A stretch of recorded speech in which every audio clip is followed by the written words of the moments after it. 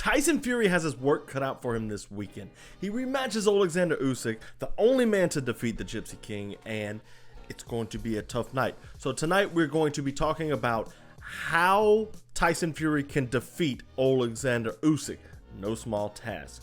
We're going to look at what Usyk does well, and we're also going to look at what adjustments Tyson Fury can make in the rematch.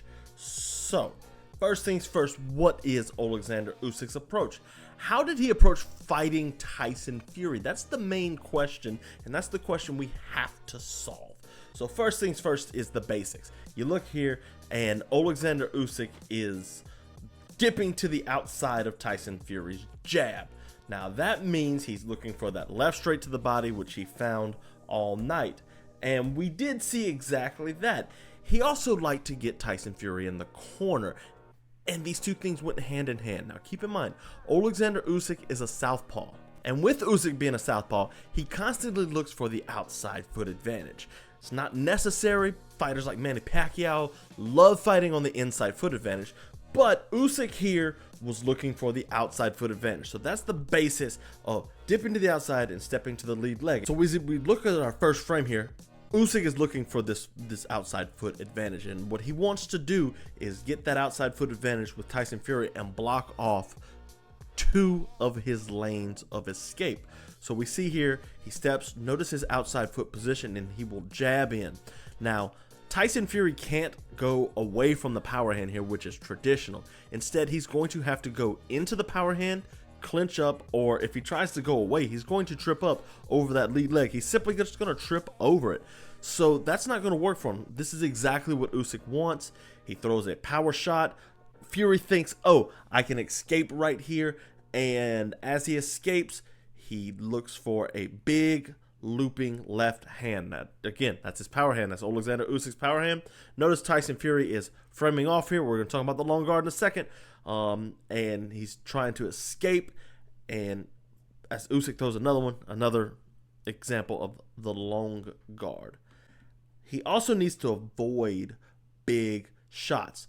And Usyk likes to set him up with this double jab right here, double jab to a cross. That's something he really likes to do. He likes to mix in shots and, of course, not get caught in situations like these where he's kind of getting lazy.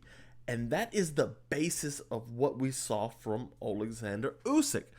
Now, it's okay. So I am pulling for Usyk here because I think if Tyson Fury wins, we will not see the trilogy.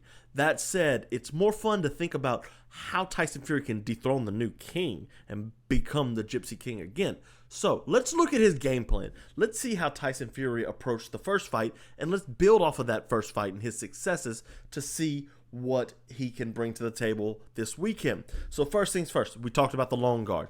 The long guard here you can see is Tyson Fury pawing at the lead hand. Classic southpaw versus orthodox matchup. Their lead hands are together. That means one has to be on top, and Tyson Fury wants his lead hand on top of Usyk's. And this crowds the lane. This makes it really hard for Usyk to land that double jab. It really makes the double jab a pain in the butt, or the single jab. But notice, we talked about it earlier, that left to the body. All night that was there for Usyk. All night. Tyson Fury is going to have to be aware of this. So he's going to have to capitalize on the mistakes of Oleksandr Usyk and Usyk deviating from his original game plan. And we'll see that here. So we got Usyk kind of corralling Tyson Fury into the corner here, slipping to the outside. Notice that, and the outside foot advantage. Fury moves laterally across the ropes, kind of getting out of the corner here, and Usyk will, Fury will throw a left hand and look to, boom. Notice this right here. It's kind of a little shovel jab, but notice his foot. He's stepping on the lead foot of Oleksandr Usyk. That's a big deal. That's a little cheating. It's not technically legal in boxing, but we're going to talk about the cheating in a minute here. As he steps on that lead foot, that doesn't let Usyk move laterally, and Tyson Fury can pivot out and escape to safety. And that, my friends, is the kind of mistakes that Tyson Fury needs to capitalize on. Another thing I'd like to see from Tyson Fury is his use of the shoulder roll. He used a lot of it in the first fight, but Boom. Remember, he puts a lot of his weight onto the ropes. He puts his arms over the ropes and then comes off with wide hooks like that. That's not going to work. We need Oleksandr Usyk to punch himself out. Or I say we. Tyson Fury needs Oleksandr Usyk to punch himself out. I'm pulling for Usyk, but again, I really want to see Tyson Fury implement more of the shoulder roll. I think that is a really good option for him, and I think that could really get to where he can frustrate Oleksandr Usyk even more. And it's going to be all about frustrating Usyk and making him fight not like himself. So, what else does Tyson Fury need to do? Well, what's his advantage? His size. His size is going to be his main advantage, which means the clinch. And we're going to go real deep into the clinch here. So look, he tried to clinch with Usyk, tried to hang his arm over, and Usyk did that classic wrestling style peek out and didn't let Tyson Fury do that. Now, where did Usyk get that from? Nobody wants to be telling you guys the truth, but he got it from Francis Ngannou. And we'll see frame one, Fury misses that hook, and he's trying to lean his right arm over in frame two of Tyson Fury, where Tyson Fury is trying to sag his heavy weight, his 370 pounds, or 270, I'm sorry, Tyson. That's pre-return. His sag his weight, but Francis pushes his head through. Notice his left glove, is fishing through, and he peeks out in frame three. His head's loose. Notice Fury's not over his back, and frame four, Francis is behind him. In contrast, we notice here Deontay Wilder, frame one, you can see Fury is reaching out with this jab here, and he will follow with a right cross, which he does. Notice where that right hand ends up. Okay, so that right hand is right over his shoulder, and the left hand he will bring up right here. Look at how his hands are crossed, okay? Tyson Fury will cross his hands and push down on Deontay Wilder. And he's going to need to clinch Oleksandr Usyk.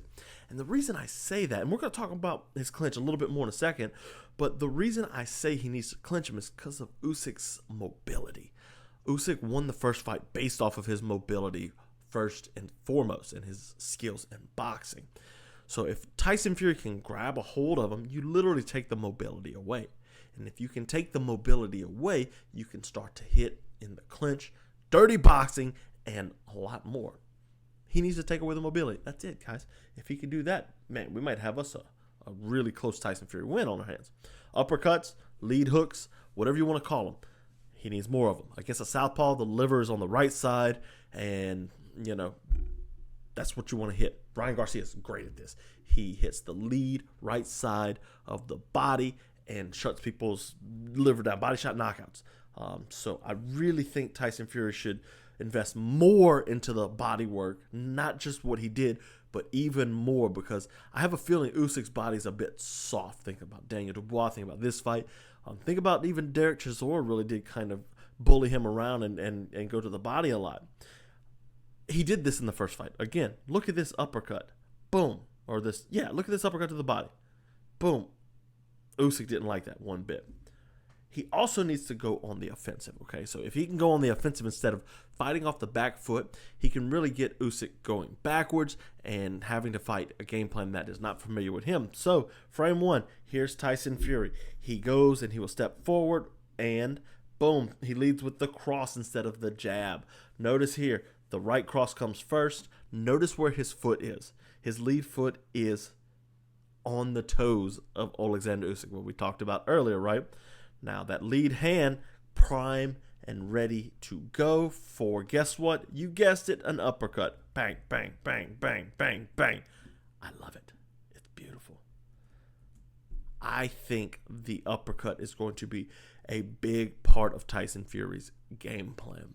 And you have to contrast with the clinching uppercuts as opposed to the regular counter uppercuts that he looked to throw. So again, let's take a look here at Deontay Wilder and Tyson Fury. Here we go. Frame one, Deontay Wilder's in the corner. Fury's on the offensive. He throws a left hook, goes over the top of his head.